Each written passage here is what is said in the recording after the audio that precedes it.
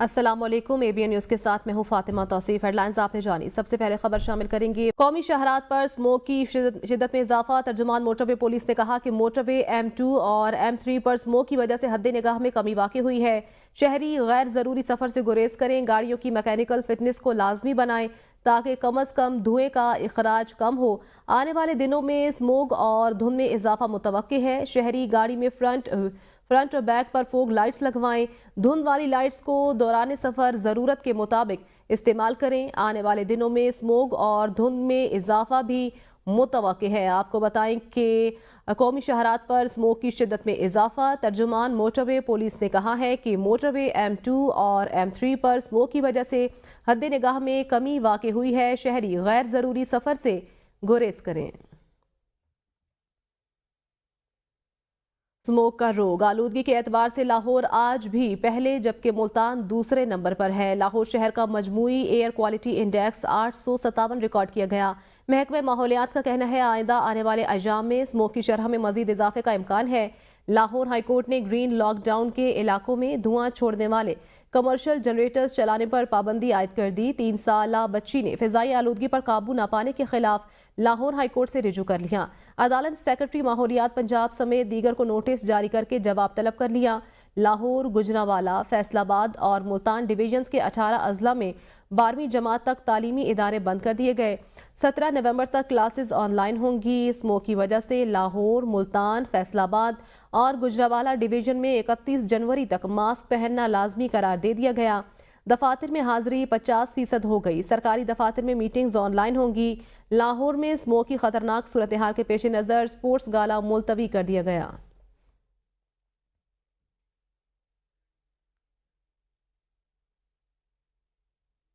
لاہور میں سموگ کی خطرناک صورتحال کے پیش نظر سپورٹس گالا ملتوی کر دیا گیا۔ سینئر صوبائی وزیر مریم اورنگزیب کہتی ہیں شہریوں میں ماسک فراہمی کی مہم شروع کر دی۔ 9 سے زائد مقامات پر آگ جلانے والوں کے خلاف کارروائی کی گئی۔ SOPs کی خلاف ورزی پر 15 FIRs درج کی گئی ہیں جبکہ 4 لاکھ روپے سے زائد کے جرمانے کیے گئے۔ اینٹی سموگ مہم میں محکموں اور انتظامیہ کے علاوہ 3850 رضاکار کمیٹیاں بھی خدمات انجام دے رہی ہیں۔ مریم اورنگزیب نے کہا کہ مساجد سے سموگ میں احتیاطی تدابیر اختیار کرنے اور غیر ضروری طور پر گھروں سے نہ نکلنے کے اعلانات کا سلسلہ بھی جاری ہے۔ 9000 کسانوں کی تربیت مکمل کر لی گئی ہے۔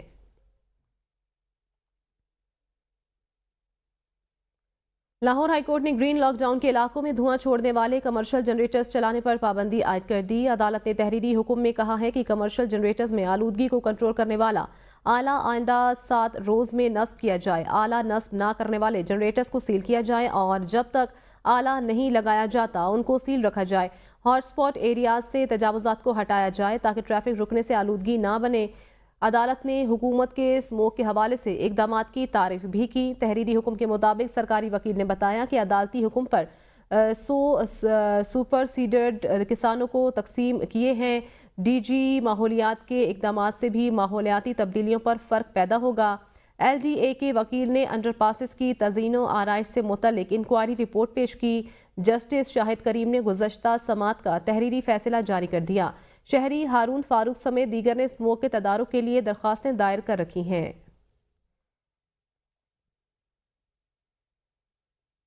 تین سالہ بچی نے فضائی آلودگی پر قابو نہ پانے کے خلاف لاہور ہائی کورٹ سے رجوع کر لیا۔ عدالت نے سیکرٹری ماحولیات پنجاب سمیت دیگر کو نوٹس جاری کر کے جواب طلب کر لیا۔ لاہور ہائی کورٹ کے جسٹس جواد حسن نے 3 سالہ امل سکھیرا کی درخواست پر سماعت کی۔ درخواست گزار نے بیرسٹر علی ظفر کی وساطت سے درخواست دائر کی۔ درخواست میں موقف اختیار کیا گیا کہ درخواست گزار اپنے دوستوں اور آئندہ نسل کی بہتری کے لیے درخواست دائر کر رہی ہے۔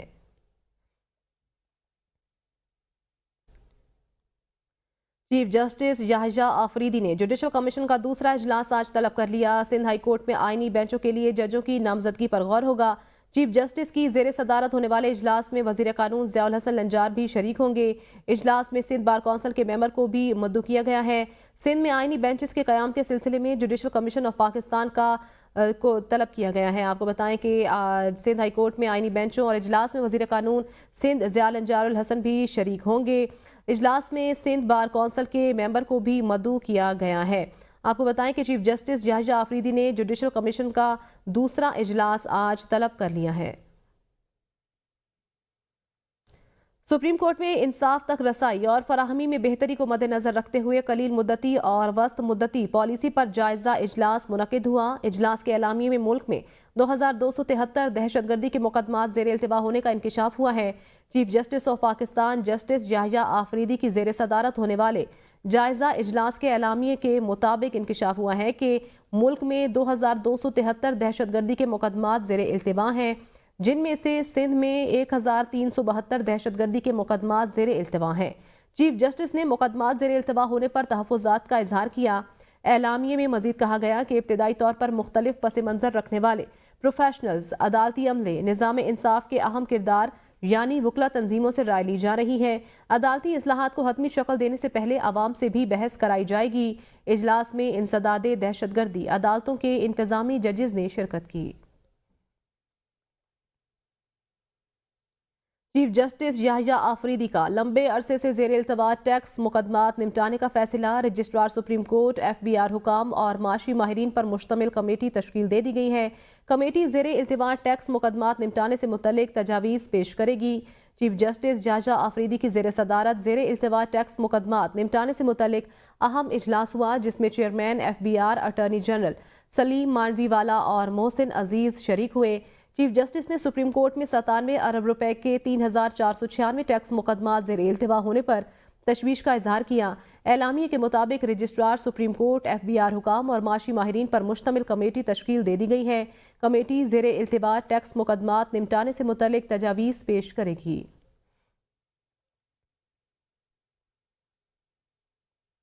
सुप्रीम कोर्ट में इंसाफ तक रसाई और फराहमी में बेहतरी को मद्देनजर रखते हुए कलील मुद्दती और वस्त मुद्दती पॉलिसी पर जायजा इजलास। मुल्क में 2273 दहशतगर्दी के मुकदमात ज़ेर इल्तिवा होने का इंकिशाफ हुआ है। इस्लामाबाद से ये रिपोर्ट देखिए। Chief justice of Pakistan justice Yahya Afridi की ज़ेर सदारत होने वाले इजलास के एलामिये के मुताबिक इंकिशाफ हुआ है कि मुल्क में 2273 दहशतगर्दी के मुकदमात ज़ेर इल्तिवा हैं, जिनमें से सिंध में 1372 दहशतगर्दी के मुकदमात ज़ेर इल्तिवा हैं। चीफ जस्टिस ने मुकदमात ज़ेर इल्तिवा होने पर तहफ़्फ़ुज़ात का इजहार किया। एलामिये के मुताबिक इजलास में ATC कोर्ट्स को दरपेश मसाइल का भी जायजा लिया गया। चीफ जस्टिस ने जजेस को बिला खौफ फैसलों की हिदायत की। एलामिये के मुताबिक दहशतगर्दी के गवाहान की बाहिफाजत पेशी यकीनी बनाने पर भी गौर किया गया। एलामिये में मजीद कहा गया कि इब्तदाई तौर पर मुख्तलिफ पस मंजर रखने वाले प्रोफेशनल्स, अदालती अमले, निज़ाम इंसाफ के अहम किरदार यानी वकला तंजीमों से राय ली जा रही है। अदालती इस्लाहात को हतमी शक्ल देने से पहले आवाम से भी बहस कराई जाएगी। इजलास में इंसदादे दहशतगर्दी अदालतों के इंतजामी जजेस ने शिरकत की। वफाकी हुकूमत ने सुप्रीम कोर्ट और हाई कोर्ट्स के जजेस की तनख्वाहों और हाउस रेंट अलाउंस में इजाफा कर दिया। कायम मकाम सदर की मंजूरी के बाद वजारत कानून व इंसाफ की जानिब से नोटिफिकेशन भी जारी कर दिया गया है। सुप्रीम कोर्ट और हाई कोर्ट्स के जजेस के हाउस रेंट और अलाउंस में इजाफा कर दिया गया। सुप्रीम कोर्ट के जज का हाउस रेंट 68,000 से बढ़ाकर 4,28,000 रुपए कर दिया गया, जबकि जुडिशल अलाउंस 4,28,000 से बढ़ाकर 11,68,000 कर दिया गया। दूसरी जानिब हाई कोर्ट के जजेस के हाउस रेंट और अलाउंस में इजाफा कर दिया गया। हाई कोर्ट के जज का हाउस रेंट 65,000 से बढ़ाकर 3,50,000 रुपए कर दिया गया, जबकि जुडिशल अलाउंस 3,42,000 से बढ़ाकर 10,90,000 रुपए कर दिया गया। कायम मकाम सदर की मंजूरी के बाद वजारत कानून और इंसाफ की जानिब से नोटिफिकेशन जारी कर दिया गया है। अमरीकी सदर जो बाइडन ने सदारती इंतखाबात के बाद अवाम से खिताब करते हुए कहा कि अमरीकी अवाम ने जो इंतखाब किया है हम उसे कबूल करते हैं। 20 जनवरी को पुरअमन इंतकाल इख्तिदार होगा। अमरीका का इलेक्टोरल सिस्टम शफाफ है। आवाम का फैसला कबूल करते हैं। आवाम को अपनी क़यादत के इंतखाब का हक है। यही जमहूरियत है। जो बाइडन ने कहा कि इंतखाबात में शिकस्त का मतलब ये नहीं कि हम हार मान लेंगे। कमला हैरिस ने बेहतरीन इंतखाबी मुहिम चलाई। हमने तारीखी सदारत की और अमरीका की मजबूत मईशत छोड़कर जा रहे हैं। Yesterday, I also spoke with Vice President Harris. She's been a partner and a public servant. She gave her whole heart and effort, and she and her entire team should be proud of the campaign they ran. The country chooses one or the other. We accept the choice the country made. You can't love your country only when you win. I hope we can lay to rest the question about the integrity of the American electoral system. It is honest, it is fair, and it is transparent. Remember, a defeat does not mean we are defeated.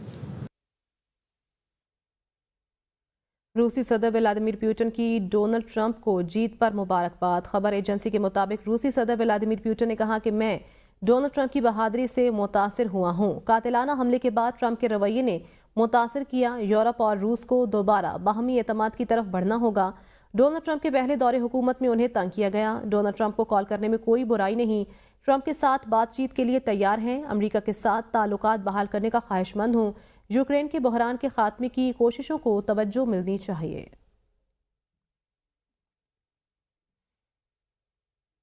امریکی وزیر دفاع نے Trump کے صدر منتخب ہونے کے بعد فوجیوں کو میمو جاری کر دیا۔ امریکی وزیر دفاع لائیڈ آسٹن نے کہا کہ پینٹاگون ٹرمپ انتظامیہ کے تمام قانونی احکامات پر عمل کے لیے تیار ہے۔ پینٹاگون ٹرمپ انتظامیہ کو اقتدار کی منظم منتقلی کے لیے پرعزم ہے۔ امریکی فوج اپنے اگلے کمانڈر ان چیف کے پالیسی انتخاب کو انجام دینے کے لیے تیار ہے۔ فوج اپنی سویلین چین آف کمانڈ کے تمام قانونی احکامات کی تعمیل کے لیے تیار رہے گی۔ فوج سیاست میں شامل نہیں ہوگی۔ امریکی فوج پیشہ ورانہ مہارت کے ساتھ جمہوریت کے تحفظ کے لیے پرعزم ہے۔ ٹرمپ کی مخالفت سے ٹرمپ کی حکومت میں ہی نائب صدر بننے تک کا سفر۔ جے ڈی وینس امریکہ کی تاریخ کے تیسرے کم عمر ترین نائب صدر ہوں گے۔ 40 سالہ جے ڈی وینس ماضی میں ڈونلڈ ٹرمپ کے شدید مخالف تھے۔ جے ڈی وینس نے 2017 میں ٹرمپ کو امریکہ کے ہٹلر جیسا خطاب بھی دیا تھا۔ 2020 میں ٹرمپ اور وینس کے درمیان ملاقات ہوئی، جس کے بعد وینس ٹرمپ کے کیسز میں بھی ان کے ساتھ رہے۔ جے ڈی وینس کی اہلیہ اوشا وینس پہلی بھارتی نژاد امریکی خاتون دوم ہوں گی۔ اوشا بھارتی تارکین وطن جوڑے کی بیٹی ہیں۔ جے ڈی اور اوشا نے 2014 میں شادی کی۔ اوشا اور وینس کے 2 بیٹے اور 1 بیٹی ہے۔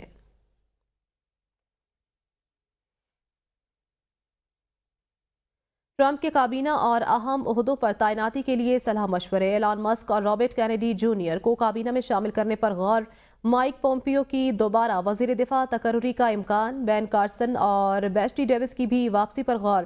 مارکو روبیو اور برگمین کو کابینہ میں شامل کرنے کا امکان۔ ٹرمپ کی انتخابی مہم کی انچارج سوزی وائلز کو white house chief of staff بنانے پر غور۔ انتخابی مہم میں ٹرمپ کی ترجمان کیرولین لیوٹ وائٹ ہاؤس کی پریس سیکرٹری مقرر کرنے کا امکان ہے۔ کین پیکسٹن، میٹرو ویٹکر، سینیٹر مائک لی اور جان ریڈ کلف کو بھی اہم عہدے دینے پر مشاورت کی جا رہی ہے۔ آپ کو بتائیں کہ ٹرمپ کی کابینہ کو بات کریں تو کیرولین کو بھی وائٹ ہاؤس کی پریس سیکرٹری منتخب کرنے پر غور کیا جا رہا ہے۔ میٹ ویٹیکر کو بھی اہم عہدے دینے پر مشاورت کی جا رہی ہے۔ کیرولین لیٹ کو وائٹ ہاؤس کی پریس سیکرٹری کی مقرر کرنے کا بھی امکان ہے۔ آپ کو بتائیں کہ ٹرمپ کے کابینہ اور اہم عہدوں پر تعیناتی کے لیے صلاح مشورے جاری ہیں۔ ایلان مسک اور رابرٹ کینیڈی جونیئر کو کابینہ میں شامل کرنے پر غور کیا جا رہا ہے۔ مائک پومپیو کی دوبارہ وزیر دفاع تقرری کا امکان ہے، جبکہ بین کارسن اور بیسٹی ڈیوس کی بھی واپسی پر غور کیا جا رہا ہے۔ مارکو روبیو اور برگ مین کو کابینہ میں شامل کرنے کا امکان ہے۔ ٹرمپ کی انتخابی مہم کی انچارج سوزی وائلز کو white house chief of staff بنانے پر بھی غور کیا جا رہا ہے۔